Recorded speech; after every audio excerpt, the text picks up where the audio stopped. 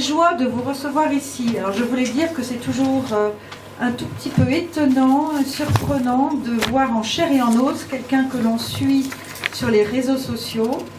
Et merci de nous donner cette opportunité de vous rencontrer, et en plus au pied de la Sainte Vierge qui est juste dans votre dos. Oui, ça c'est très bien. Vous êtes tranquille. J'espère. Vous qui veillez depuis si longtemps à réveiller vos semblables, les alerter sur les dérives de notre droit, vous êtes donc ce soir à Ferney-Voltaire en France, demain, comme Stéphanie vient de le dire, en Suisse. Et malheureusement, les dérives que vous dénoncez n'ont pas de frontières. Donc on retrouve ces problèmes un peu partout dans notre monde. Comment vous présenter? Alors j'ai fait comme tout le monde, j'ai regardé votre fiche, j'ai pioché sur celle de Michel qui présente demain, parce que je copie ma copine. C'est bien. En fait, vous êtes très très iconoclaste. Ah oui, ça, oui. C'est clair. Donc je vais devenir très classique, je vais lire la fiche que j'ai vue sur votre site. Vous êtes docteur en droit privé de l'université Panthéon-Sorbonne et avocat. Vous avez soutenu en 2005 une thèse sur l'entreprise, puis vous avez travaillé en tant qu'avocate fiscaliste, notamment dans le domaine des prix de transfert. En 2009, vous décidez de cesser votre carrière d'avocate, car vous êtes en opposition de valeur absolument radicale avec le milieu professionnel dans lequel vous évoluez, on peut le constater ce soir. Et vous décidez alors de vous consacrer à la diffusion auprès d'un public non averti des résultats de vos travaux de recherche, tant juridiques que politiques. Vous décryptez l'étonnant et aboutissant du système économique global et de l'imposture universelle, c'est ce qu'on disait il y a 5 minutes, dans laquelle nous vivons depuis beaucoup trop longtemps. Vos sujets de recherche favoris sont les institutions nationales et internationales, la monnaie, l'entreprise, le droit, le fonctionnement de l'économie globale, etc., etc. Pour diffuser vos idées, vous écrivez des livres. J'avais noté, vous en avez écrit 4, mais il y en a 5 en fait, puisqu'il y a tome 2. Je vais juste en citer 2. Les raisons cachées du désordre mondial, qui le titre parle en lui-même. Et demain, dès l'aube, le renouveau. J'avais envie de dire qu'il y a quand même une solution que Valérie propose, ce qui est quand même une bonne nouvelle. Pour diffuser vos idées, outre l'écriture de livres, vous participez à des colloques et à des émissions, par exemple, pour en citer quelques-unes, TV Liberté, Radio Courtoisie, etc. Vous avez peut-être déjà entendu Valérie.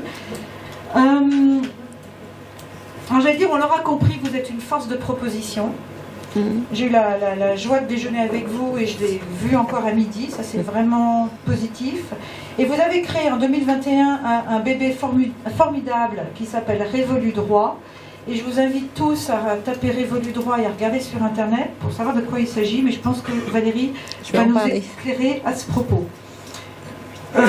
En 2 mots, Révolu Droit a été créé pour mettre en œuvre la réforme des institutions dans notre pays, dont la France a tant besoin, et que toutes vos années de travail et de recherche ont permis de modéliser. Et la vocation de Révolu Droit est d'être un bâtisseur de démocratie, et c'est vraiment une démocratie que nous devons bâtir tous ensemble. Ce soir, Valérie, vous nous plongez dans l'intégration de notre histoire et de notre culture politique, et vous allez nous exposer des techniques juridiques qui ont permis le développement de la gestion européenne et l'actualisation de celle-ci, pour nous permettre d'envisager un renouveau civilisationnel. Voilà. Et le reste, je crois que ça a été annoncé. Après avoir écouté Valérie, il y a un temps de questions-réponses et puis la dédicace des livres. Alors je vous cède la parole. Merci beaucoup Catherine. Merci beaucoup à tous d'être venus, c'est très, très aimable à vous, c'est un bon soutien moral et j'espère que vous ne serez pas déçus. Effectivement, une des caractéristiques qui me différencie de beaucoup de gens dans la dissidence, si je puis dire, c'est que je ne me suis jamais contentée de constater des problèmes, j'ai toujours allié ces constats avec des solutions, y compris dès mon travail de thèse, puisque j'ai fait une première partie de constat, une deuxième partie de solution. Donc en effet, c'est un de mes modes de pensée, un de mes modes de fonctionnement que de faire des constats et de trouver des solutions. Du reste, c'est assez naturel parce qu'à partir du moment où vous constatez quelque chose, vous comprenez les dérives qui ont eu lieu et donc vous pouvez remonter à l'origine de ces dérives. Et en remontant à l'origine de ces dérives, eh bien, il est facile de trouver la solution. Donc je n'ai pour seul mérite que d'avoir eu le courage de remonter à l'origine des problèmes. Donc ce soir, je voudrais vous parler effectivement beaucoup de révolu droit. Donc j'ai fait un exposé en 2 parties. La première partie, en fait, c'est un état des lieux, des contraintes dans lesquelles nous évoluons aujourd'hui tous ensemble et une perspective de projection dans un avenir. Je crois que maintenant on peut parler d'avenir court terme. Je ne sais pas, ça marche le micro? Vous m'entendez? Ok. Donc ça c'est la première partie. Et donc première partie en 2 parties.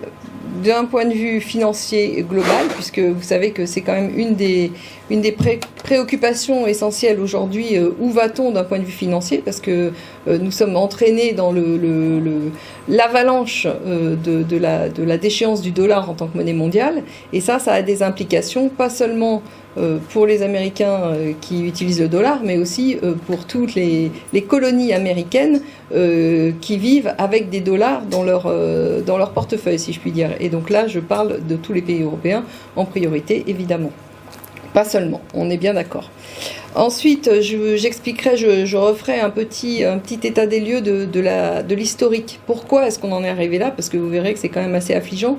Les perspectives financières à court terme sont quand même alarmantes. Ça, je crois que c'est une impression que les gens ont en général, mais c'est une impression qui est en effet soutenue par des faits solides.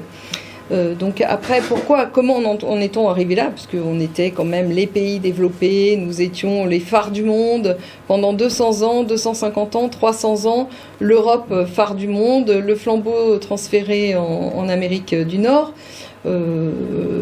Comment tout d'un coup on se réveille un matin et on est au fond du trou. Enfin, c'est quand même assez presque surréaliste comme perspective. Donc je pense que il est nécessaire de revenir un peu sur tous ces développements parce qu'en effet les choses ne se sont pas du tout passées du jour au lendemain. Il y a eu des ébauches et puis de longs développements. Et ce sont des développements de nature institutionnelle. Donc tout ça mérite d'être recadré et replacé dans un contexte qui permet de faire des liens et de comprendre en fait les évolutions qui ont eu lieu. Et ensuite, évidemment, je passe à la deuxième partie dans laquelle je propose des solutions. Et ce sont des solutions qui sont à la fois politiques, juridiques, économiques, qui sont également de nature sociale et de nature institutionnelle.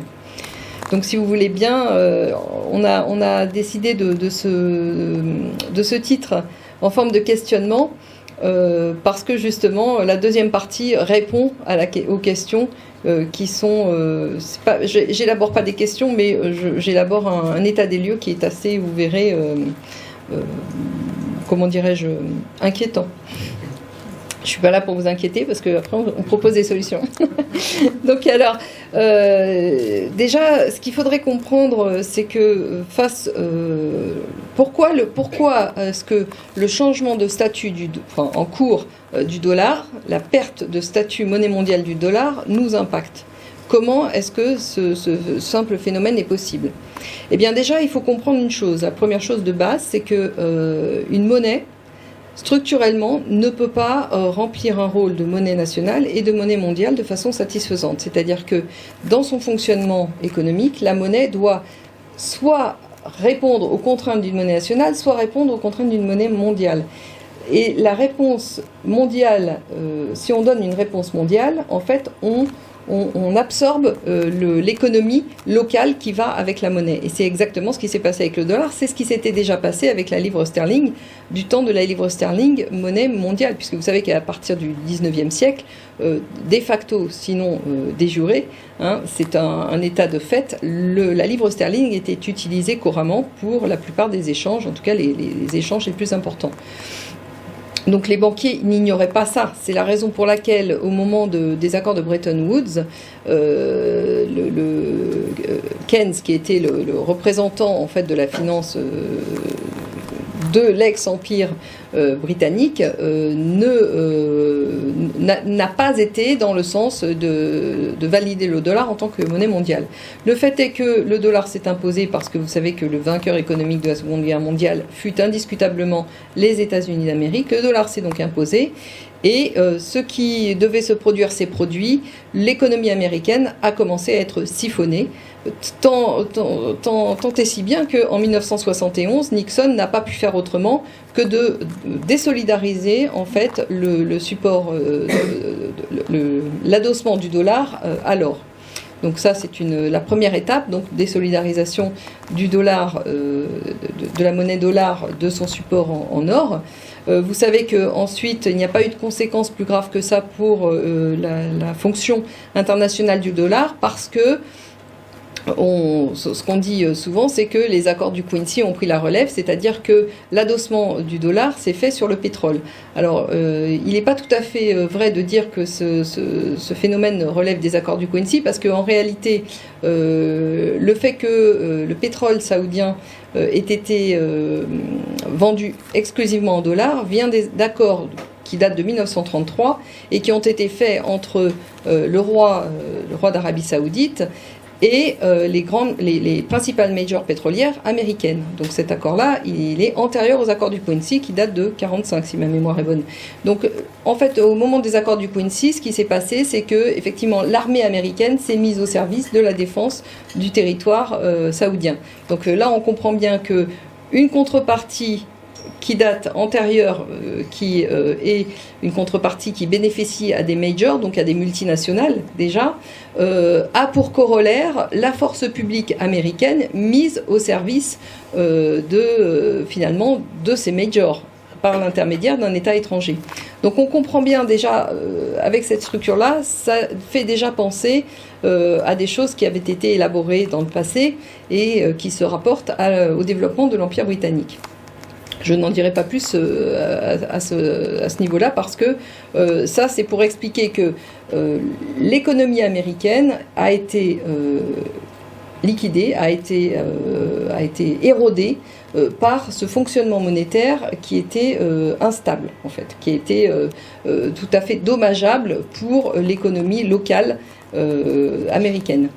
Donc, suite à ça, vous savez que il y a eu effectivement le pétrole saoudien, mais il y a eu aussi toutes les colonies à ce moment-là qui n'étaient pas de jure mais de facto, tenues par la force, c'est-à-dire par l'armée américaine, éventuellement par ses supplétifs de l'OTAN et éventuellement par ses supplétifs du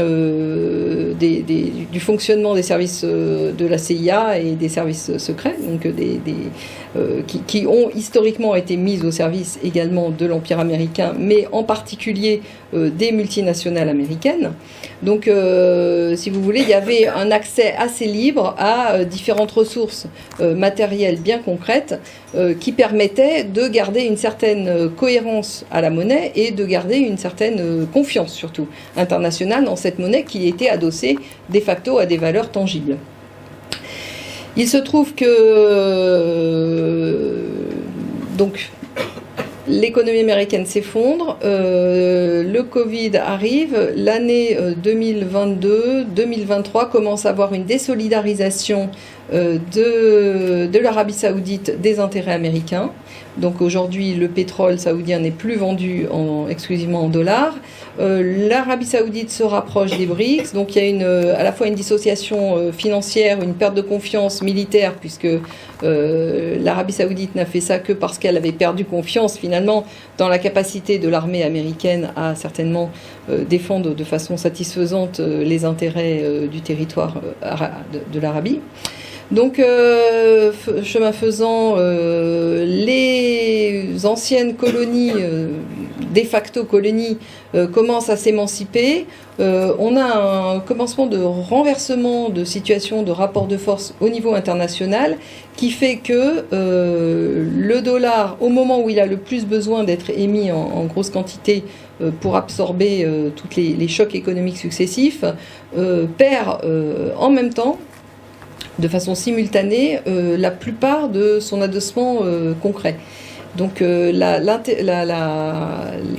si vous voulez, la confiance internationale dans cette monnaie, qui était déjà bien érodée, hein, il faut quand même le rappeler, elle avait cette confiance pour bien des pays, avait déjà disparu. Mais ceci étant, avec l'inertie et puis les habitudes, cette monnaie s'est encore maintenue un certain temps et là, depuis 2-3 ans, on voit que l'effondrement devient visible. En tout cas, sa perte de statut, non pas de monnaie de réserve, pas encore, mais c'est en cours, sa perte de statut de monnaie internationale pour les échanges actuels est vraiment très, très endommagée.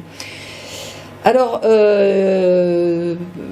comme vous le savez, les États-Unis sont le pays le plus endetté au monde, puisque effectivement la dette américaine n'était pas un problème jusqu'à présent pour les Américains, mais surtout pour les pays étrangers qui avaient des devises dans cette monnaie. Sauf que effectivement avec les évolutions, la dette américaine commence à devenir aussi problématique, puisque on commence à comprendre que finalement cette monnaie est en lévitation. C'est une monnaie qui n'a plus aucune contrepartie réelle et qu'il est temps d'abandonner pour les échanges internationaux. Alors, une première chose est la perte de statut international du dollar. Une deuxième chose est de rester dans le concert des nations de façon à pouvoir encore bénéficier de certains échanges. Et là, vous comprenez bien que le problème du dollar, outre qu'il a perdu son statut, il est en cours de perte, mais c'est déjà acté. En fait, la perte de son statut de monnaie internationale est actée, mais il va falloir quand même que le dollar redevienne une monnaie nationale. Et pour redevenir une monnaie nationale, il faut qu'il soit adossé à des valeurs tangibles. Et là, se pose un sérieux problème pour les Américains, puisque si on fait la balance entre les actifs et les passifs, je vous laisse imaginer ce que ça donne. Donc c'est un gouffre sans fin qu'il va falloir éponger. Alors certes, l'inflation permet d'éponger dans une certaine mesure, mais elle est loin d'être suffisante, et en tout cas, étant donné le montant des milliards et des milliards de dollars de dettes, ça sera très très insuffisant. Donc, eh bien écoutez, il va falloir trouver des actifs, et les actifs vont se trouver le plus facilement comment ? Eh bien, dans les colonies volontaires. Vous savez, c'est la servitude volontaire. Les colonies naturelles de l'Empire américain qui a succédé à l'Empire britannique, qui sont en fait les pays européens. Puisque vous savez que les pays européens sont de facto des colonies financières de cet empire déclinant. Alors, l'Union européenne, la Suisse ne sont pas... Enfin, la Suisse est dans un état apparent bien meilleur quand même que les pays européens, mais d'une façon générale, le problème qui se pose, c'est que la Banque centrale européenne n'est pas une banque indépendante. Pourquoi ? Parce que la plupart des très grandes banques qui travaillent avec les banques centrales sont des banques qui hébergent, en fait, beaucoup sont des primary dealers, donc ils travaillent avec le dollar et ont leur bilan gavé de dollars qui ne valent plus grand chose. Donc en réalité, les actifs de la banque centrale européenne sont des actifs essentiellement liés au dollar et donc à la monnaie dollar. Donc ça va poser un problème. Et puis, pour ce qui concerne, et ça concernera plutôt la conférence de demain, mais pour ce qui concerne la Suisse, des travaux ont été menés, et là je rends hommage à Liliane El-Kawam et à Vincent Held, son fils, qui ont démontré qu'en réalité, la Banque centrale suisse n'est pas du tout indépendante, parce que par le biais de sa plateforme d'échange, qui est située en Allemagne, elle est sous le contrôle de la BUBA, c'est-à-dire de la Banque centrale allemande, c'est-à-dire finalement liée à la Banque centrale européenne. Donc vous voyez que nous sommes dans une espèce de radeau de la Méduse, hein, en plein océan Pacifique, non Pacifique, en plein océan guerrier, et il va falloir trouver des actifs. Alors effectivement, on imagine bien que les actifs ne vont pas se trouver aussi simplement que ça.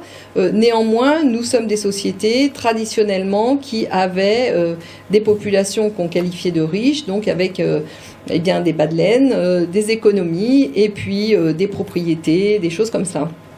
Donc en réalité, c'est ce que j'explique depuis déjà fort longtemps.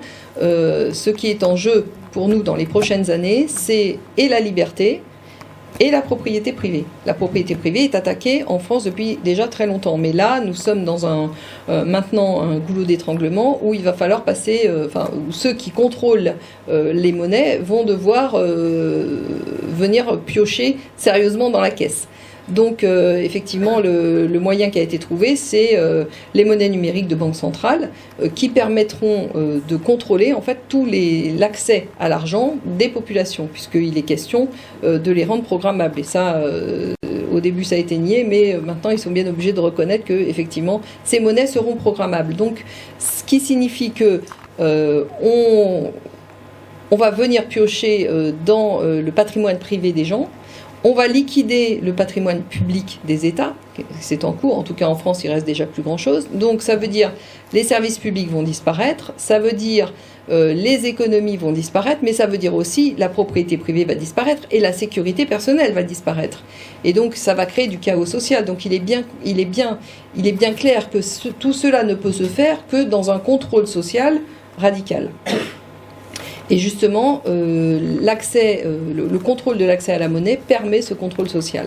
Alors, je vous fais grâce des autres méthodes de contrôle social, parce que je pense que vous en avez conscience, les caméras de vidéosurveillance, les interdictions de circulation, liberté d'entreprendre, enfin, tout va y passer. Donc, ça, c'est la contrainte politique actuelle, qui est liée à une contrainte monétaire, mais qui est une contrainte radicale, qui est une contrainte très forte, qui pèse à la fois sur les populations, les États qui n'en sont pas, parce qu'on y reviendra, nous ne vivons pas sous le joug d'États politiques, nous ne sommes pas en démocratie, nous vivons sous un principe de plutocratie. Alors évidemment c'est caché, mais je vous expliquerai qu'en réalité, si on sait décrypter les modalités de fonctionnement de nos institutions, c'est quand même assez librement accessible de comprendre comment est-ce qu'une démocratie d'apparence fonctionne en réalité comme une plutocratie. Alors, bien, vous comprenez que les choses se présentent de façon difficile, que l'essentiel des problèmes est à venir. Donc, ce qu'on a connu en liberté, en restriction de liberté, n'est que le début d'une longue histoire. Que dans le contexte plus général géopolitique, il va y avoir également des contraintes de guerre étrangère qui vont se surajouter. Donc nous allons entrer en économie de guerre. Et cette économie de guerre va être essentiellement au profit justement du dollar et de l'empire. Alors je l'appelle encore empire américain, mais en réalité il faut bien comprendre que c'est l'empire financier global, l'empire de la finance atlantiste, on pourrait dire, parce que effectivement toute une partie du monde est en train de se désolidariser de cette façon de concevoir l'économie et la monnaie, bien qu'il joue aussi avec certaines règles du jeu. Alors, comment en est-on arrivé là ? Parce que effectivement, c'est assez, c'est vertigineux. Je dirais que la chute est vertigineuse pour des gens qui vivent dans l'idée démocratique, pas dans la réalité démocratique, mais dans l'idée démocratique, et dans un certain ronron, dans un confort matériel, un confort social, et puis aussi un confort moral, je dirais, parce que nous avons accepté de ne pas voir les choses pour rester finalement dans une certaine forme de confort. Le problème va se poser de plus en plus, et la question maintenant que je voudrais aborder avec vous, c'est de savoir effectivement comment a-t-il été possible que nous en arrivions là. Eh bien, il faut comprendre que c'est le fruit d'une longue histoire, que cette histoire ne date pas du 19e siècle, pas du 20e siècle, pas du 18e siècle, elle date déjà d'avant, mais le 18e siècle fut une époque charnière, qui nous a fait basculer dans le paradigme dans lequel nous sommes aujourd'hui. Tout a commencé, alors je parle de l'Europe, mais tout a commencé avec la Révolution française, et on est encore en France, donc vous êtes concernés en priorité, avec la Révolution française et 1789, qui a vu l'avènement en France de ce qu'on appelle le parlementarisme dit représentatif, enfin que moi je dis représentatif, qu'on appelle parlementarisme représentatif, suivi donc en 1800 de la création d'une banque centrale. Alors, la banque centrale française est la deuxième banque centrale du monde, puisque la première avait été créée évidemment en Angleterre dans ce qui est devenu l'Empire britannique en 1694. Donc 100 ans après, vous voyez, première banque centrale, réellement banque centrale, ensuite deuxième 100 ans après, et troisième en 1913, donc il y a quand même eu 200 ans d'élaboration de tout ce système. Donc c'est quand même, avant que nous ne vivions sous le joug des événements de la Fed, il s'est passé quand même 200 ans de pratique de banque centrale. Et cette banque centrale, c'est important de le mentionner parce que elles sont toutes nées de façon privée, donc avec des capitaux privés sous une forme privée, et certaines sont devenues publiques, mais formellement devenues publiques, mais ont toujours continué à fonctionner sur le modèle de rendre les services à ceux qui détenaient en fait les capitaux qui avaient été à l'origine de leur création. Vous savez, quand une institution naît sous en fait, l'acte de naissance d'une institution donne sa finalité. Elle ne changera jamais. L'institution, elle est faite pour perdurer et pour fonctionner, pour se justifier, s'auto-justifier, toujours aller plus loin dans la justification de son existence. Donc ça, c'est la première chose. Donc quand je dis pourquoi le parlementarisme associé à la Banque centrale réalise une plutocratie, et ça, je vous prie de bien noter que c'est indépendamment du modèle formel de l'État, que vous soyez en république, que vous soyez en monarchie, que vous soyez en régime unitaire ou en régime fédéral, tout cela n'a aucune importance. À partir du moment où vous vivez sous le règne des partis politiques, sur le mode de la représentation parlementaire associée à une banque centrale indépendante, vous êtes certain, vous avez les critères de la définition d'une plutocratie.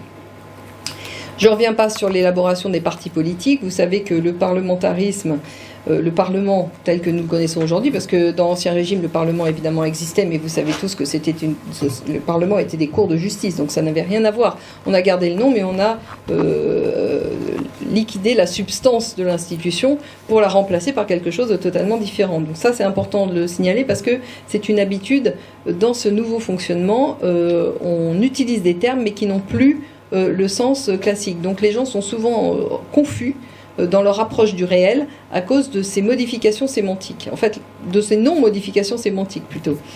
Donc le Parlement est issu en fait de la Magna Carta et il est issu de ce qu'on appelle le Conseil des barons. Le Conseil des barons, la Magna Carta que on nous présente comme la quintessence de la démocratie, est loin d'être cette quintessence de démocratie, parce que vous savez que le Conseil des barons est né en fait de la révolte des grands féodaux, des grands seigneurs contre le roi d'Angleterre. Le roi, historiquement, dans les monarchies, est censé et a toujours représenté une certaine forme d'intérêt général, tandis que les grands seigneurs ne représentaient que leurs intérêts particuliers. Donc la Magna Carta, c'est pas l'empire de la démocratie, c'est l'empire finalement déjà d'une certaine forme d'élitisme. Alors on ne parlait pas du règne de l'argent à l'époque, évidemment, c'était plutôt le règne de l'épée. Mais le règne de l'épée s'étant transformé en règne de l'argent à la faveur de la Révolution anglaise et de l'avènement d'Olivier Cromwell. Donc vous avez eu tout un ensemble de phénomènes avec l'apparition des grandes découvertes. Vous savez que toute cette vague de découvertes maritimes, de grandes épopées maritimes, a fait changer la nature du pouvoir en Angleterre en priorité, et le pouvoir est devenu intimement lié non plus à l'épée mais à l'argent, au règne de l'argent qui a financé en fait le développement de ce qui est devenu l'Empire britannique. Et là, évidemment, on ne peut pas faire autre chose que de parler, d'évoquer quand même de ce qu'était la Compagnie des Indes britanniques, qui a lancé un modèle de développement qui n'était plus un modèle territorial, donc national, mais un modèle de projection par le biais de flux, de transit, et dans lequel la force publique est au service des intérêts privés. En tout cas des intérêts privés des armateurs, alliés à l'intérêt dit public du pouvoir britannique qui s'est intriqué finalement avec le pouvoir financier. Donc tout le modèle il faut comprendre que le modèle qui a été développé dans le monde entier vient de ce principe de base, de ce principe-là, qui s'est d'abord installé en Grande-Bretagne, en Angleterre, en Grande-Bretagne, qui s'est transposé dans l'Empire américain, mais qui est un modèle dans lequel ce sont les intérêts privés captés par ceux qui détiennent l'argent et qui gèrent la monnaie, elle-même privatisée, avec la force publique mise à son service. Et je dirais que pour faire le parallèle entre l'Empire britannique et ce qui est devenu l'Empire américain, il faut bien comprendre que effectivement la force publique est devenue l'armée américaine, est devenue, avec son prolongement qui a été l'OTAN, avec une spécificité particulière pour l'OTAN, parce que il faut comprendre que l'OTAN est née en 1949, mais en réalité, elle a intégré en son sein ce qu'on a appelé le Stay Behind, les réseaux cachés de l'OTAN, et ce Stay Behind a été développé pendant la Seconde Guerre mondiale sous l'égide du MI6, donc des services secrets britanniques. Donc l'OTAN, c'est un peu l'alliance de la carpe et du lapin entre des intérêts prétendument nationaux, mais qui étaient déjà très plutocratiques, mais en tout cas des intérêts formellement nationaux, avec une force opaque derrière qui, elle, était ouvertement au service des intérêts financiers qui se sont développés à l'occasion du développement de l'Empire britannique au moment à la City de Londres, projeté dans tous les paradis fiscaux sur le modèle anglo-saxon. Donc vous avez ça, vous avez aussi tous les services secrets évidemment des pays affiliés, donc des pays européens, plus ou moins directement au service de ce qu'on a appelé l'Empire américain, mais à mon avis de façon un peu abusive, qui est plutôt l'Empire financier global, en tout cas l'Empire financier de l'Ouest, qui était global et qui est en train de devenir local. Alors, il faut bien comprendre que ce phénomène de transfert national, supranational et international s'est passé en plusieurs temps. Il s'est passé en plusieurs temps et sur plusieurs fronts. Vous avez déjà eu le développement donc de la finance qui s'est centralisée dans chaque pays par le développement, ce que j'ai expliqué tout à l'heure, de la Banque centrale. Donc d'abord l'Angleterre, la France, en 1913, la Fed, qui clôt un peu plus de 150 ans d'indépendance américaine. En 1913, l'Amérique en fait est redevenue soumise à finalement cet empire britannique, mais qui avait changé de forme, qui est un peu protéiforme, qui était en réalité l'empire financier, l'empire de la finance, et relativement apatride, mais qui avait quand même besoin d'un support pour sa défense, et donc un support des forces de l'ordre bien concrètes, donc territoriaux. Alors, suite à ça, la finance s'est concentrée. Donc, vous voyez, ça a pris du temps. D'abord 200 ans, et puis au XXe siècle, tout s'est beaucoup accentué. En 1930, les banques centrales se sont elles-mêmes coordonnées et centralisées autour d'une institution qu'on a appelée la Banque des règlements internationaux, qui est née à la faveur du plan Yang et qui a servi de coordination aux mesures de justification aussi et de bien d'autres choses pendant la guerre, mais en tout cas qui a servi à coordonner et organiser les politiques menées par les différentes banques centrales qui avaient été établies avec grande difficulté pendant les 200 dernières années. Ensuite, vous connaissez tous les accords de Bretton Woods qui ont donc la BRI a vocation internationale, donc a vocation de centraliser et de coordonner toutes les banques affiliées, donc pas seulement les banques européennes. Vous avez eu tout un tas de pays qui se sont mis sur ce modèle-là, qui ont adhéré à ce modèle-là, plus ou moins forcés d'ailleurs, plus ou moins contraints et forcés.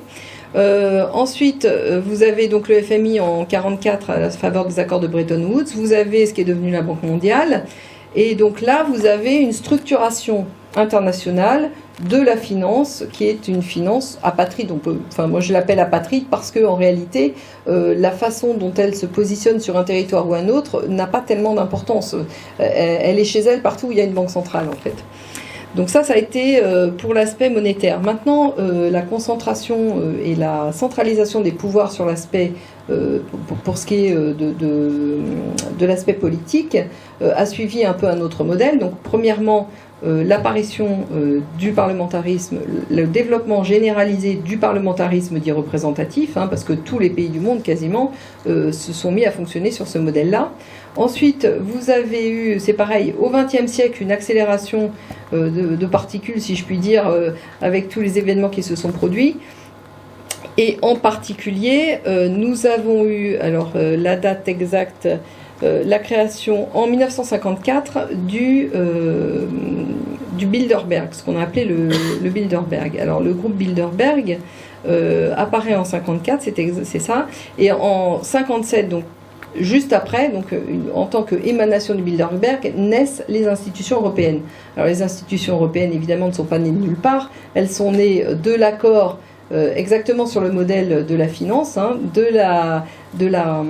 si vous voulez, de la fusion entre les différents intérêts catégoriels qui s'étaient développés au sein des pays européens, coalisés entre eux, et qui ont décidé de centraliser leur centre de décision en créant les institutions européennes. Donc les institutions européennes ont été écrites pendant la Seconde Guerre mondiale par un juriste nazi qui s'appelle Walter Hallstein, qui fut également le premier président de la Commission européenne, il faut le mentionner. Du reste, si on parle de nazis, ils ont été largement représentés dans toutes les instances de l'OTAN, de l'Union européenne et de tout ce qui a gravité autour après-guerre. Donc c'est à se demander en fait s'ils ont vraiment perdu la guerre, puisque vous connaissez toute l'histoire selon laquelle ils ont pu échapper, les principaux dignitaires ont pu échapper aux poursuites et se réfugier pour apporter leurs compétences, n'est-ce pas, dans des organismes internationaux et américains, en particulier la NASA, mais aussi la CIA, enfin bon, bref. Dans tous les pays européens, certains ont pu diffuser leurs connaissances, leurs compétences et notamment développer les réseaux du Stebbi-Heim, par exemple. Bon, alors donc vous comprenez que donc historiquement vous avez donc les instances qui sont nées d'un juriste nazi, qui n'ont pas pu émerger, qui ont émergé à la faveur de la création du Bilderberg 54, 57. La création des instances européennes, qui sont en fait un vaste marché économique. C'est une forme politique donnée à des intérêts économiques. L'Union européenne, ce n'est strictement que ça.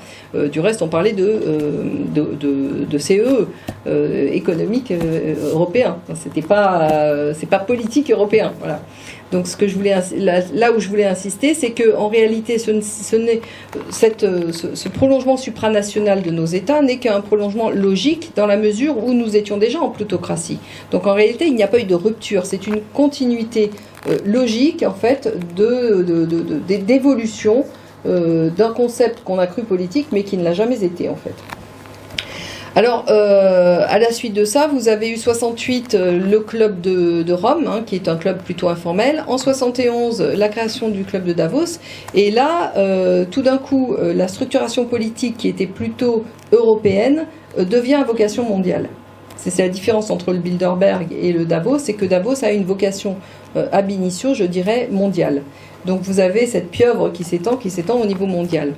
Alors, je ne vais pas rentrer dans le détail des chocs géopolitiques actuels parce que, en effet, ils sont liés vraiment au développement des routes de la soie, c'est ce qu'il faut bien comprendre, puisque les pays que cette haute finance avait cru englober dans son intérêt de développement privé, se sont émancipés, et là je parle effectivement de la Chine qui a, après avoir récupéré des forces économiques, en payant cher d'ailleurs cette récupération, il faut reconnaître qu'ils ont payé le prix fort, ce pays a décidé de reprendre son avenir en main et de redéployer ces anciennes routes de la soie qui permettaient de s'émanciper en fait de la domination du commerce maritime de cette finance apatride dont je vous ai parlé tout à l'heure. Donc c'est là où Davos a commencé à patiner un peu, si je puis dire, bien que apparemment tout puissant, ils ont commencé à perdre le contrôle des événements internationaux. Et avec le dollar qui s'effondrait, en fait, les gens qui avaient le contrôle, la domination totale, ont été obligés d'accélérer un peu leurs projets pour pouvoir contrer l'émergence d'une nouvelle force qui était improbable jusqu'à présent. Donc ça s'est fait petit à petit, évidemment, mais à un moment, ça s'est vu. Ça s'est vu de tout le monde. Alors, pourquoi je parle de ça? C'est parce que, en fait, ce qu'il faut comprendre, c'est que ce développement fut ininterrompu pendant 300 ans, fut régulier, homogène et à vocation internationale. Mais cette vocation internationale a subi un coup d'arrêt.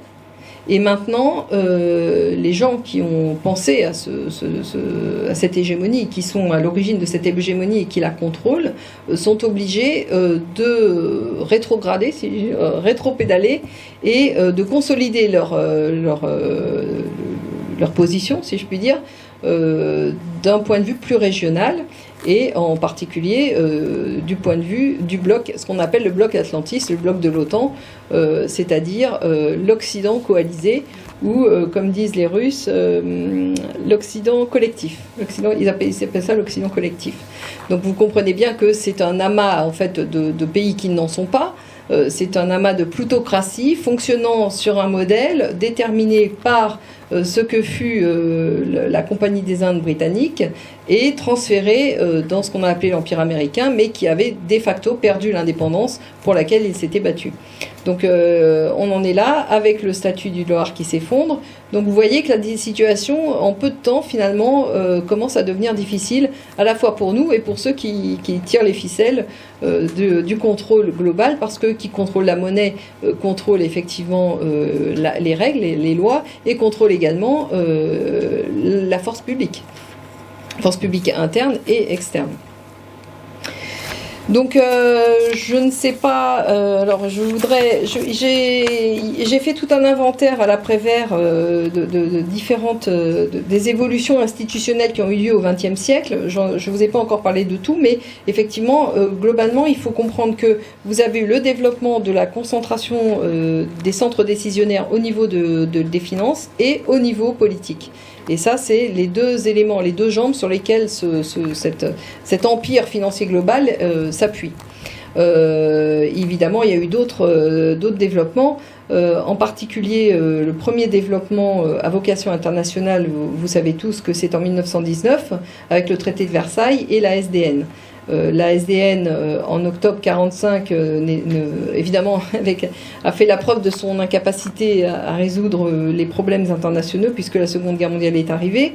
Et en octobre 1945, apparaît une deuxième tentative d'internationalisation qui se présentait comme une chambre de discussion, si vous voulez, mais qui s'appelait quand même Charte des Nations Unies et Organisation des Nations Unies. Alors je voudrais insister auprès de vous sur le fait suivant: un État des États indépendants ne peuvent pas être unis. De la même façon que des gens ont tous leur intérêt propre, leur collectivité et des avis différents sur tout, il en est de même des États. Les États ne peuvent pas avoir les mêmes intérêts. Donc parler d'États unis, c'est déjà quelque chose d'assez troublant en soi. Si on s'intéresse à la terminologie et à la sémantique, on comprend que là déjà il y a anguille sous roche. Pour unir tout le monde, il est clair qu'on va utiliser la contrainte. Je ne vois pas comment on peut unir tout le monde autrement. Alors, j'ai parlé effectivement de Bretton Woods et de la création de la BRI en 1930, Bretton Woods en 1944, mais je ne vous ai pas parlé d'une chose qui est également importante dans ce développement, puisque vous savez que c'est une sorte de... j'ai parlé du Bilderberg tout à l'heure, mais en fait, je ne vous l'ai pas décrit pour ce qu'il est. Le Bilderberg, c'est une sorte de conglomérat économique, ce que j'appelle de façon très grossière, mais une chambre de commerce, une sorte de chambre de commerce internationale, enfin atlantiste d'un côté et Davos international, mais c'est une continuité. Mais Et effectivement, ils ont eu le besoin de réglementer de façon plus harmonieuse les règles internationales, et donc dès 1945, ces gens-là ont entrepris de vouloir développer des organisations internationales, et en particulier en matière de commerce. Donc on a eu la première tentative, suite à la charte de la Havane, prévoyait ce qu'on a appelé l'OIC, l'Organisation internationale du commerce. La charte de la Havane n'a pas été ratifiée par les États-Unis parce qu'elle était conçue comme une filiation justement de l'ONU, des Nations Unies, et donc le tribunal de La Haye s'imposait comme compétent dans le cadre des litiges. Les États-Unis n'ont pas voulu ratifier ça, donc la charte de la Havane n'a jamais finalement prospéré. Elle n'est restée qu'à l'étape théorique, n'a pas donné plus de fruits que ça. En revanche, le problème économique était quand même très essentiel pour eux, donc il a fallu compenser cet échec relatif. Et en octobre 1947, sont arrivés les accords du GATT. Donc les GATT a été conçu de façon, non pas comme l'OIC, mais de façon indépendante de l'ONU. Il faut quand même préciser que l'OIC, le GATT aussi dans une certaine mesure, donnait encore des marges de manœuvre aux États-nations. Et en particulier, l'OIC était très attaché aux décisions des États-nations. Ce qui n'a plus été le cas de la suite, parce que, donc, vous voyez, l'OIC en 1944, qui ne voit pas le jour, 1947 les accords du GATT, et il a fallu attendre 1994 pour que l'OMC voit le jour. À la suite de l'Uruguay Round, l'OMC a vu le jour, et l'OMC est toujours non affilié à l'ONU, mais dans laquelle les décisions sont beaucoup plus intégrées, et vous savez que les États perdent beaucoup de marge de manœuvre, puisque ce qu'on appelle le règlement des différends permet à des multinationales qui auraient été lésées dans leurs investissements d'attaquer les États. Donc là, on a franchi, effectivement, beaucoup de temps s'est passé, mais on a franchi une étape, si vous voulez, qualitative dans la perte de contrôle des États-nations sur leur réglementation. Alors c'est une étape aussi très importante, évidemment. Je vous ai déjà parlé donc de l'OTAN qui est née en 1949, qui en fait est un peu lui-même l'alliance de la carpe et du lapin, parce qu'il y a l'OTAN officiel et les réseaux du Stay Behind qui, eux, ont été développés sous l'égide du MI6 en recyclant une grosse partie des réseaux nazis, hein, il faut être clair là-dessus. Donc 1957, évidemment la CE, Bilderberg, Davos, ben voilà, je vous ai tout dit. Je vous ai tout dit sur le développement institutionnel, mais vous comprenez, quand on parle des institutions, c'est jamais décorrélé d'une filiation. Ce qui est intéressant, c'est de voir la filiation des institutions et comment elles sont arrivées les unes par rapport aux autres. Et il y a une logique là-dedans, il y a une cohérence d'ensemble qui est une cohérence de, comment dirais-je, de concentration des centres de décision. C'est ça. Et la concentration des centres de décision s'est appuyée sur deux jambes, je le répète, une concentration des centres de décision monétaires et une concentration des centres de décision politiques, avec l'économie qui fait le bassin, qui relie les deux. Voilà, donc je sais pas si... Ça, c'est la...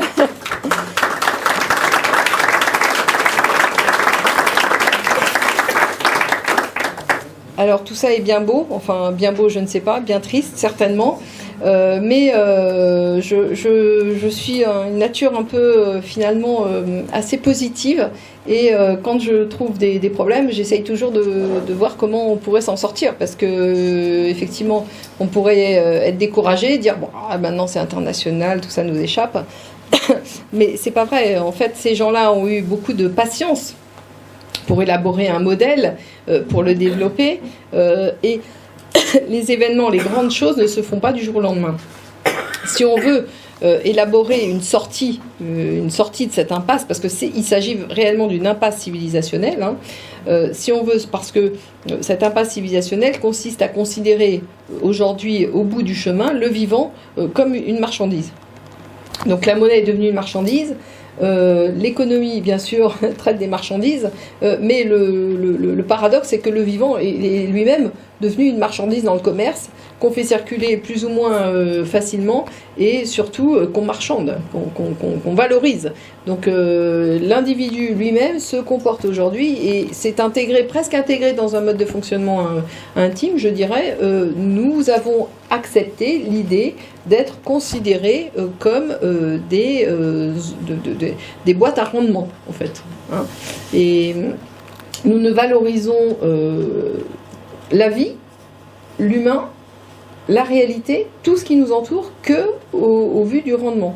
Donc non, le problème, c'est qu'il faut retourner à une conception politique et non pas économique de la vie, de façon à retrouver des valeurs qui sont des valeurs qui permettent de refaire société et de tout simplement de vivre, de prospérer, d'exister, non seulement en tant qu'individu, mais aussi en tant que collectivité, et collectivité avec une identité propre. Il ne s'agit pas de retomber dans les travers qui consistent à dire l'universalisme, ça veut dire la normalisation de tout le modèle. Non, de tous les modèles. Non. Beaucoup de modèles peuvent exister en parallèle et c'est même ce vers quoi nous devons tenter d'aller. Alors, tout ça nous amène aux solutions que j'ai développées dans le modèle Révolu Droit que vous trouvez sous le site internet, développé sous le site internet du même nom. Et dans ce modèle, il y a deux facettes. Les deux facettes que j'ai prises pour le début de mon exposé, c'est-à-dire une facette financière et économique et une facette politique. Alors, sur la facette financière et économique, eh bien, comme je vous l'ai dit, tout s'est développé par le moyen du fait de la monnaie, en fait, par les détenteurs, les tenanciers de la monnaie ont été à l'origine du développement économique, parce que vous le savez comme moi qu'une entreprise ne peut vivre et perdurer que si elle a des soutiens financiers, que si elle a des soutiens bancaires. Donc derrière les entreprises, il y a les banques.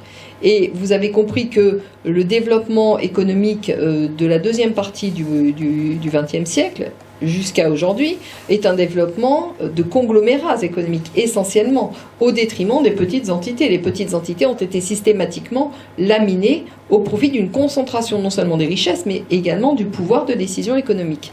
Donc, pour revenir sur ces modèles-là, eh bien, en fait, il faut revenir sur ce qu'on a appelé le capitalisme. Alors, le capitalisme, c'est un mot... vous savez, c'est comme le parlementarisme. Une fois que vous avez dit ça, vous avez tout dit. C'est la quintessence de la démocratie. Mais non, le problème du parlementarisme, ce n'est pas... le problème du capitalisme, ce n'est pas les capitaux. Le problème du capitalisme, c'est l'anonymat des capitaux. Et cet anonymat a permis une irresponsabilité des décideurs qui se cachent derrière les entités qu'on appelle personnes morales, mais qui sont des entités juridiques désincarnées. Donc en réalité, il y a des décideurs, mais ces décideurs se cachent derrière le paravent de l'anonymat. Donc à partir de ce moment-là, on est échec et mat. Donc le seul moyen de revenir sur ces dérives de concentration de pouvoir et ces dérives d'accaparement, c'est de revenir sur ce modèle économique. Et ça, c'est justement c'est un peu la naissance de mon travail, puisque tout est parti sur le fait que j'ai développé une théorie juridique unifiée de l'entreprise.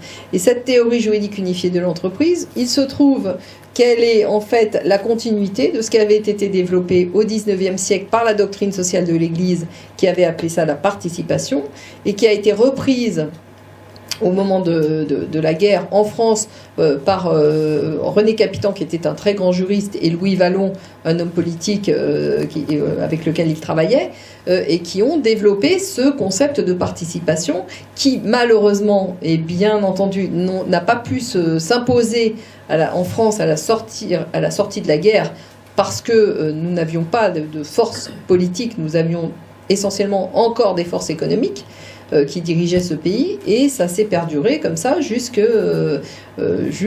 en 1900, dans les années deuxième partie des années 60, où De Gaulle a entrepris sérieusement de vouloir modifier cet état de fait et d'imposer politiquement le principe de la participation.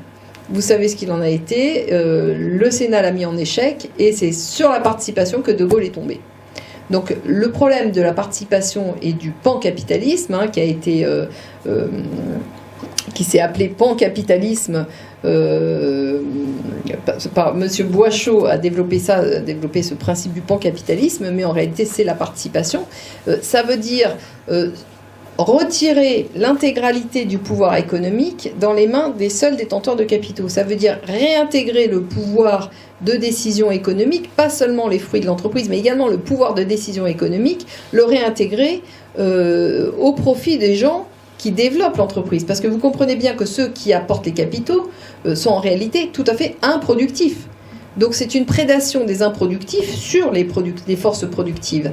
Donc si vous revenez sur ça et vous développez le pancapitalisme sur le modèle de la participation, et en particulier sur le modèle que j'ai élaboré, eh bien vous changez de paradigme en réalité, parce que vous permettez aux gens qui travaillent au développement, à la créativité et au développement économique, d'avoir un réel droit de regard sur l'avenir des richesses qu'ils auront créées. Et ça, c'est un changement de paradigme. Voilà. Donc, la première réponse à la question comment revenir sur ces dérives, c'est effectivement changer le modèle structurel, décisionnaire du principe économique. Ça, c'est une chose. Et puis, évidemment, ça ne peut pas aller sans le changement également du modèle, du principe monétaire, parce que vous avez bien compris qu'au fur et à mesure du temps, la monnaie a changé de statut. La monnaie est née comme un concept comptable, donc une institution, au service du développement de l'économie et des richesses, de développement des échanges. Au fur et à mesure du temps, pendant tout le Moyen-Âge et à la faveur de beaucoup d'aléas que je ne vais pas expliquer ici, parce que ça serait un peu long, mais au fur et à mesure du temps, et en particulier sous les coups de boutoir des banquiers du Moyen-Âge qui étaient également des changeurs, donc ils étaient banquiers, je les appelle banquiers commerçants, parce que vous savez que la banque c'est une activité civile, le commerce c'est une activité commerciale, donc eux étaient à la fois commerçants et banquiers. Et en réalité, ils ont pris l'habitude de fonctionner sur le modèle du commerce. Et donc la monnaie a été, au fur et à mesure du temps, aidée par certaines décisions papales, on ne peut que le regretter. Mais bon, à l'époque, ça n'avait pas l'ampleur que ça a eu aujourd'hui. La décision ils ne pouvaient pas anticiper que ça prendrait ces proportions-là. En tout cas, le fait est que la monnaie s'est transformée en marchandise dans le commerce. Aujourd'hui, on parle de devises. Les devises circulent sur des marchés comme une marchandise. Bon, et ça, c'est une dérive. C'est une dérive conceptuelle radicale. Parce que la monnaie, vous savez, c'est un bien fongible. Enfin, tous les juristes savent que le seul bien doté d'une fongibilité absolue, c'est la monnaie. Or, la monnaie, puisqu'elle est fongible, peut être facilement dématérialisée, mais le paradoxe, c'est qu'elle est considérée comme un concept matériel et comme un concept de marchandise. Donc il y a quand même toute une problématique derrière qui permettrait de revenir sur toutes ces dérives en considérant que la monnaie n'est non pas une marchandise, mais une institution, donc au bénéfice de ceux qui gèrent les institutions, c'est-à-dire un État politique retrouvé, c'est-à-dire un contrôle des administrés et en particulier des utilisateurs de la monnaie sur sa création et sa circulation. Donc effectivement, le changement de paradigme concerne également pas seulement l'entreprise qui doit redevenir également une institution, mais également la monnaie qui doit redevenir elle-même une institution. Tout a été contractualisé sur le modèle, on l'a vu, de l'amirauté britannique qui s'est développée sur ce que j'ai évoqué tout à l'heure, la Compagnie des Indes britanniques, mais nous avons été phagocytés, notre propre modèle de développement a été phagocyté par ce contre-modèle, cet anti-modèle purement matérialiste. Donc, si vous voulez revenir sur les postulats, la fausseté des postulats économiques et monétaires permettra déjà de réparer une partie permettra de retrouver en fait le développement normal d'une civilisation. Mais ça ne suffira pas, évidemment, puisque vous avez compris que ce qui a été perverti également, c'est le système politique lui-même. Donc il faut pour cela revenir sur toutes les dérives qui ont eu lieu dans le système politique lui-même. Et c'est là où je vais me permettre de vous préciser un peu les apports du concept de révolu droit, qui revient sur toutes ces dérives en permettant en particulier de refaire société. Alors refaire société, qu'est-ce que ça veut dire ?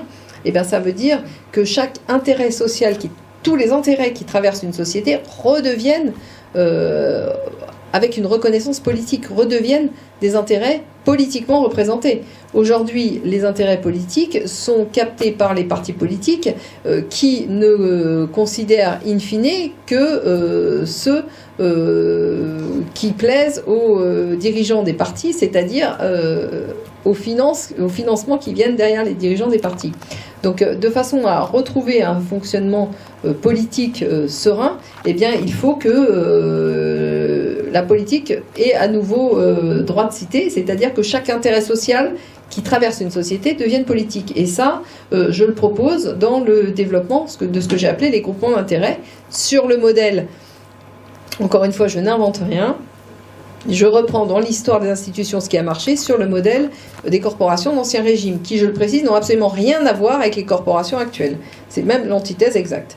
Donc, chaque activité humaine pourra se redéployer dans le cadre des groupements d'intérêt en autonomie totale de décision, d'organisation, de fonctionnement, qui permettront également de retrouver des contre-pouvoirs spontanés et naturels dans notre propre régime politique, puisque chaque groupement d'intérêt est potentiellement un contre-pouvoir au groupement d'intérêt d'à côté. Et je pense que vous pouvez le comprendre tout seul. Maintenant, si vous voulez un exemple plus net, par exemple, dans ce que nous venons de traverser, la crise Covid que nous venons de traverser, eh bien, si les médecins avaient été organisés entre eux en tant que groupement d'intérêt, ils auraient pu être une force d'opposition aux laboratoires pharmaceutiques, ce qu'ils ne peuvent pas aujourd'hui, puisque les intérêts des uns et des autres sont très largement fusionnés dans le financement des études, dans le financement des carrières et tutti quanti. Donc, là, le groupement d'intérêt a l'intérêt justement de représenter à nouveau les intérêts sociaux, de représenter, de réévaluer, de remettre en scène des contre-pouvoirs et également de remettre l'État dans son seul rôle, dans le rôle pour lequel il est né, c'est-à-dire en fait de permettre le vivre ensemble. L'État, c'est en fait il ne fait que trancher. On lui présente des intérêts, il n'a pas de rôle actif. Son rôle, c'est de maintenir l'équilibre entre tous les intérêts en présence. C'est un médiateur, l'État. C'est rien d'autre qu'un... il est chargé, en fait, de maintenir l'équilibre entre tous les intérêts. Et aujourd'hui, comme les intérêts ne sont pas représentés, l'État n'a aucun équilibre à maintenir. C'est aussi simple que ça. Alors, Révolu Droit propose également de déconcentrer les lieux de pouvoir, puisque... Super, merci. Tout d'un coup, je viens de penser. J'avais pas suivi, j'espère que c'était en corrélation avec ce que je disais. Et Stéphanie, ah, super, merci. Donc, déconcentrer les lieux de pouvoir. Alors, déconcentrer les lieux de pouvoir, ça se fait par deux choses. Par le renouvellement des collectifs citoyens, donc c'est le renouvellement d'une vie collective locale, qui a été largement, qui a perdu de sa vivacité dans des conditions assez dramatiques en France, un peu moins en Suisse, et par la réhabilitation du principe de subsidiarité. Alors quand je parle du principe de subsidiarité, je suis obligée de préciser aujourd'hui qu'il ne s'agit pas du principe de subsidiarité qui a été tel que développé dans les instances européennes, qui est une subversion exacte du principe de subsidiarité tel qu'il a été élaboré au fil du temps, justement par les grands penseurs de l'Église, on en parlait tout à l'heure, hein. Le principe de subsidiarité, évidemment, part de la base, ne part pas du sommet pour donner des compétences à un sommet. Non, le principe de subsidiarité, c'est on prend les décisions au niveau où elles se posent, et au niveau où elles se posent, elles sont organisées. Voilà. Donc ensuite, il s'agit de redéfinir les fonctions régaliennes de façon stricte, c'est-à-dire que l'État n'a pour rôle à jouer que au niveau national, c'est-à-dire dans le cadre de ce qui intéresse tous les participants de l'État, tous les administrés, si je puis dire. Donc c'est tout ce qui est effectivement énergie, tout ce qui est justice, tout ce qui est monnaie justement, tout ce qui est force de l'ordre, et tout ce qui est fonctionnement serein, vérifier qu'il y ait des contre-pouvoirs qui sont pris en compte, etc. Donc l'État, stricto sensu, est né de ce besoin-là et doit rester dans ce rôle-là. Pas du tout interventionniste comme nous le connaissons aujourd'hui, l'État qui est tout puissant, qui intervient à tous les niveaux, y compris dans la vie privée des gens. Donc tous les mandats sont évidemment impératifs, ce qui signifie concrètement que lorsqu'un mandat impératif n'est pas respecté, la personne est automatiquement limogée, libérée de ses fonctions.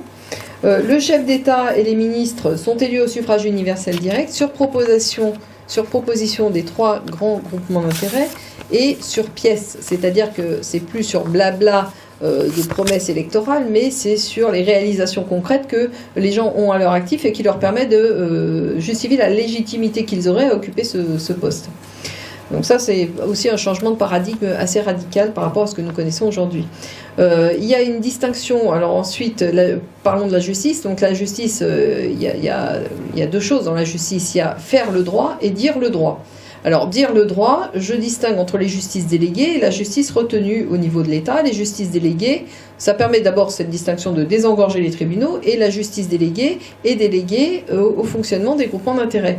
Tout ce qui est de l'ordre des normes professionnelles, des normes d'activité, ne doit pas être réglé par des juridictions étatiques, ça n'a aucun sens.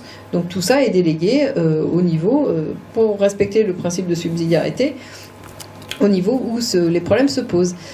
Ensuite, il y a une revalorisation systématique des fonctions de médiation au sein des juridictions à tous les étages, y compris dans les juridictions liées au groupement d'intérêt, mais dans les juridictions étatiques également. Donc la médiation reprend un rôle qu'elle n'aurait jamais dû perdre, c'est-à-dire que toutes les crises ne sont pas systématiquement exacerbées pour devenir des conflits juridictionnels. On essaye d'arranger les choses le plus possible à l'amiable. Là-dessus se greffe un secrétariat d'État rattaché au chef de l'État qui est en charge des recours en équité. Et ça, les recours en équité, j'estime en tant que juriste que c'est nécessaire parce que, effectivement, la règle de droit a beau être la meilleure possible, il peut arriver que dans des situations particulières, pour des raisons particulières, la règle de droit, très bonne règle de droit, très bien appliquée, aboutit à des choses très très injustes. Et une société ne peut pas fonctionner sur l'injustice.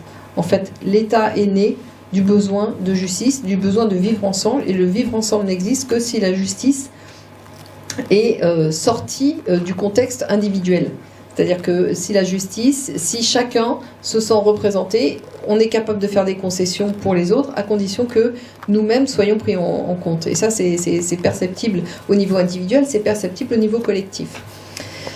Alors, maintenant, pour ce qui est du ministère de faire le droit, eh bien, il s'agit de réinstaurer effectivement l'ordre naturel pour mettre un terme définitif aux égarements du positivisme. Et là, je pèse mes mots en parlant d'égarement, puisque aujourd'hui, nous avons un positivisme débridé qui n'a plus aucune limite dans la capacité à générer des règles sur tous les thèmes et à tous les égards. Donc en fait, le ministère de faire le droit, c'est le gardien de l'ordre naturel. Donc il s'agit de réinitialiser le droit naturel, c'est-à-dire le grand principe du droit. Le droit naturel, je le considère comme étant l'intermédiaire entre la loi naturelle que nous ne connaissons pas toujours et le droit positif que nous sommes chargés d'appliquer quand il faut rendre la justice sur cette terre. Donc entre les deux, il y a des grands principes que j'ai réunis sous le vocable droit naturel. Donc ensuite, il faut réinitialiser évidemment un droit civil commun, lequel est subordonné à ces grands principes de droit naturel. Le droit civil commun, c'est effectivement le droit positif appliqué, mais qui doit redevenir civil et qui doit redevenir commun. Donc c'est la fin de tous les droits d'exception que nous connaissons aujourd'hui. Je vous renvoie à la multiplication sans limite des codifications qui tous les jours s'étoffent davantage. Donc non, ce n'est plus du droit. Vous savez très bien, trop de droit tue de droit. Il n'y a plus de droit aujourd'hui. Il y a des règles, des règles de réglementation, mais le droit en lui-même a disparu. Il s'agit de réinvestir la responsabilité individuelle et la responsabilité collective. Alors la responsabilité individuelle, ça veut dire quoi? Ça veut dire déjà la fin de l'anonymat des capitaux. puisque quand on est anonyme, on ne peut pas être responsable. Donc, fin d'anonymat des capitaux, développement de la responsabilisation au sein de chaque individu au sein des groupements d'intérêt, puisque tout est à organiser, il faut prendre des initiatives, et ces initiatives ont une contrepartie, c'est la responsabilité. Dans les groupements d'intérêt, il faut réinvestir la gestion monétaire, la gestion des conflits, l'organisation de la solidarité en interne, l'organisation et la coordination des membres. Donc il y a tout un travail de remise en état, en fait, si vous voulez, non seulement du collectif, mais également de l'individu qui doit à nouveau reprendre l'habitude d'être acteur de sa propre vie.